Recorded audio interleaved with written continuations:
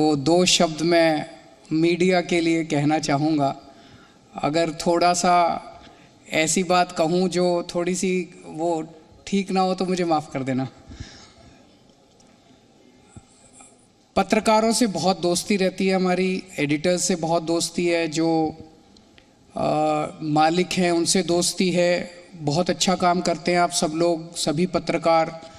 कई बार बड़ी कठिन परिस्थितियों के अंदर आप लोगों को काम करना पड़ता है, लेकिन कभी कभी ये देखने को मिलता है कि चूँकि आप सब लोग तो बहुत बड़े बड़े लोगों के बीच में घूमते हैं कि कभी कभी ऐसा लगता है जैसे आम आदमी की आवाज़ से हम लोग आम आदमी के मसलों से कट जाते हैं, और पार्टियां क्या कह रही हैं, नेता क्या कह रहे हैं, उसमें उलझ के रह जाते हैं। तो जैसे कई बार मैं इंटरव्यू देता हूँ, मैं किसी जी की बात नहीं कर रहा, मैं एक जनरल मीडिया की बात कर रहा हूँ।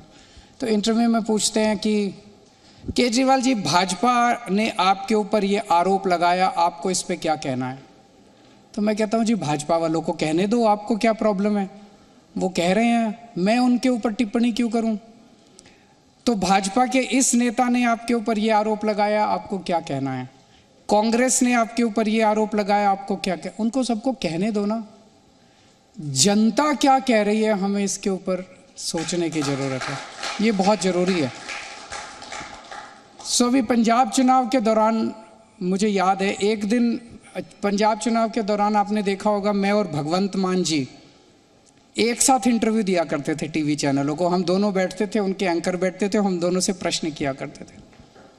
एक दिन मैंने और भगवंत ने डिसाइड किया कि हम दूसरी पार्टियों का कोई भी आरोप अगर पूछा जाएगा तो हम जवाब नहीं देंगे।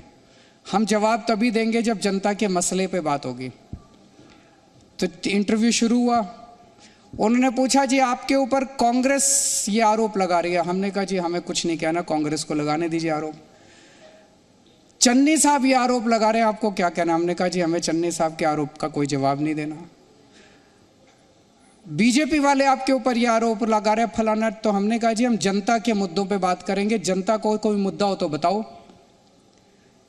एंकर सारे चुप हो गए, जनता का मुद्दा ही नहीं पता था।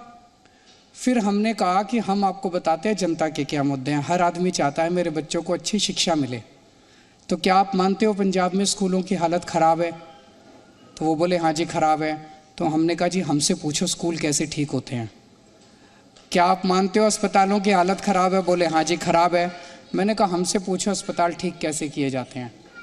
जनता के मुद्दे कई बार हम भूल जाते हैं, और बयान प्रतिबयान तर्क कुतर्क, इसी के अंदर पूरी राजनीति और पूरा हमारा मीडिया स्पेस घूमता रहता है। लोगों को कोई लेना देना है नहीं है कि वो उसको क्या गाली दे रहा है, फिर बदले में उसने उसको क्या गाली दी, इसने उसको क्या। गाली गलौज की राजनीति से देश भी तरक्की नहीं करता और जनता को भी कोई लेना देना नहीं है। मैं आपको एक उदाहरण देता हूँ। आजकल तो टीआरपी का ज़माना है, सारा टीआरपी से चलता है, जिसकी टीआरपी ज़्यादा उसका वही सिकंदर। तो टीआरपी बढ़ाने की एक छोटा सा मैं मंत्र देता हूँ। 2005 या 6 की बात है। हम उस टाइम में दिल्ली की झुग्गियों में, सुंदर नगरी की जो झुग्गियाँ हैं, वहाँ झुग्गियों में एक एनजीओ में काम किया करता था। राशन की कुछ राशन वाले राशन की चोरी किया करते थे, गरीबों के राशन की चोरी। तो हमने आरटीआई डाल के उनके सारे रिकॉर्ड्स निकलवाए। तो पता चला कई राशन वालों ने जनता के झूठे अंगूठे के दस्तखत लगा लगा के राशन की चोरी कर रखी है। हम जनता के पास गए, जनता से पूछा, जनता बोली जी मैं तो राशन ही नहीं लेके आया, ये मेरा झूठा अंगूठे का निशान है, ये चोरी की हुई है उसने। मैं वो सारे रिकॉर्ड लेके एक टीवी चैनल के एडिटर के पास गया। उस टाइम मुझे कोई भी नहीं जानता था। मैंने कहा जी ये बहुत बड़ी चोरी है, राशन की चोरी है, इसको ज़रा दिखा दीजिए आप अपने चैनल पे। उन्होंने कहा यार ये झुग्गी वालों के मुद्दे कौन देखना चाहेगा, हमारे चैनल पे ये सब नहीं चलता। मैंने कहा नहीं सर ये जनता का मुद्दा है, जनता ज़रूर देखना चाहेगी कि उनकी कैसे चोरी। उन्होंने कहा नहीं कोई। उन्होंने भगा दिया मेरे को। 3-4 चैनल में घूम के आया मैं। फिर एक चैनल वाला बोला ठीक है मैं दिखाऊंगा। तो हमने उनको सारे डॉक्यूमेंट्स भी दिए, और कुछ ट्रक जो हैं उनकी चोरी, वो हमें पता था कितने बजे ट्रक निकलता है, कहाँ चोरी होती है, वो भी बताया। उन्होंने उसका पीछा किया और वो सारा रंगे हाथों पकड़ा उस चैनल ने। उस हफ्ते वो स्टोरी जो है उसको सबसे ज़्यादा टीआरपी मिली amongst all the programmes of all the channels put together. फिर मैं उनसे मिलने के लिए गया, मैंने कहा सर मैं आपको कह रहा था कि जनता के मुद्दों को टीआरपी मिलती है, जनता को जो मुद्दे इस टाइम तकलीफ दे रहे हैं उनको टीआरपी मिलती है। मुझे याद है एक बार अब्दुल कलाम आज़ाद साहब का भाषण सुन रहा था मैं, उन्होंने कहा कि इतनी ज़्यादा अपने यहाँ मीडिया में नेगेटिव खबरें दिखाई जाती है, हमें कई बार लगता है कि नेगेटिव खबरों की बहुत ज़्यादा टीआरपी होती है। वो बोले मैं इज़राइल गया, उस वक्त इज़राइल और पैलेस्टीन का युद्ध चरम सीमा पे था, वो अपनी बात बता रहे थे जब वो गए, और बोले इज़राइल का जो सबसे बड़ा अखबार है, उस दिन मैंने उठा के देखा उस सबसे बड़े अखबार की, सब जो टॉप अखबार है उसकी जो फ्रंट पेज पे टॉप लीडिंग स्टोरी थी, वो ये स्टोरी थी कि रेन वाटर हार्वेस्टिंग से किस तरह से फसलों को अच्छा उगाया जा सकता है, यील्ड बढ़ाई जा सकती है। वो पैलेस्टीन और इज़राइल के युद्ध के बारे में नहीं थी।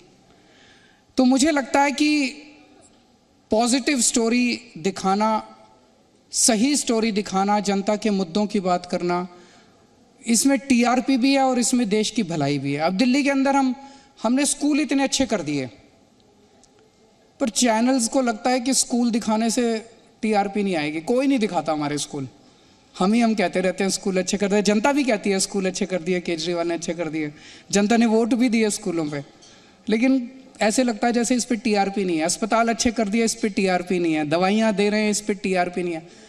एक बार दिखा के तो देखो, दिल्ली के स्कूलों को दिखा के देखो, दिल्ली के अस्पतालों को दिखा के देखो, मैं आपको गारंटी दे रहा हूँ आपको टीआरपी मिलेगी। तो आज आपने मुझे इस अवसर पे अपने बीच में बुलाया, इतना सम्मान दिया, इसके लिए बहुत बहुत शुक्रिया, और फिर से मैं पूरे जी ग्रुप को इस मौके पे बहुत बहुत बधाई देता हूँ। Thank you so much. Sir बहुत शुक्रिया ये शब्द कहने के लिए और हम सबका मार्गदर्शन करने के लिए। ज़मीन पर रहकर आसमां को छूने की फितरत है मेरी, ज़मीन पर रहकर आसमां को छूने की फितरत है मेरी, पर किसी को गिराकर ऊपर उठने का शौक नहीं मुझे। और कुछ इसी तरीके की शख्सियत है सीएम अरविंद केजरीवाल जी, आज हमारे बीच में पहुंचे हैं और इस कार्यक्रम को और भी ज़्यादा महान बनाने के लिए मैं अभी उनसे दरख्वास्त करना चाहूँगी, रिक्वेस्ट करना चाहूँगी कि वो मंच पर रहें और मैं कुछ नाम अनाउंस करूँगी जिन्हें वो फैसिलिटेट करेंगे। हमारे बीच अलख पांडे जी हैं जो कि फिजिक्स वाला के फाउंडर हैं, मैं आमंत्रित करना चाहूंगी उन्हें मंच पर। अलख पांडे जी फिजिक्स वाला के फाउंडर, अगर वो कार्यक्रम में मौजूद हैं तो प्लीज मंच पर पहुंचे। हमारे साथ सुरेश साहनी और राजेश साहनी जो कि डायरेक्टर्स हैं प्रगति फर्नीचर के, उन्हें भी मैं मंच पर आमंत्रित करना चाहूंगी। तो मुख्यमंत्री अरविंद केजरीवाल की ओर से इन्हें ये भेंट किया जा रहा है मोमेंटो। अलख पांडे जो कि फाउंडर हैं फिजिक्स वल्ला के, और हमारे बीच सुरेश साहनी और राजेश साहनी जी भी पहुंच चुके हैं, डायरेक्टर्स हैं प्रगति फर्नीचर के। Presenting B News app available on Google Play and App Store. Download it now.